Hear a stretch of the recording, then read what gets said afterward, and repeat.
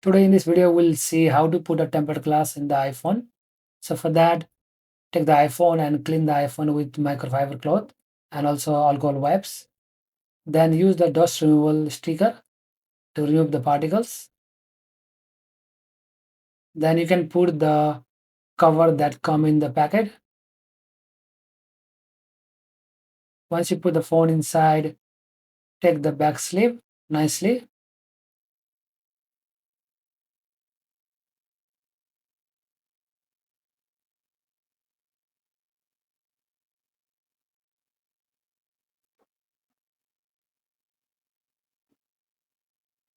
Then you can take out the cover, and if there is any bubbles, then you can use the card to take out the bubbles.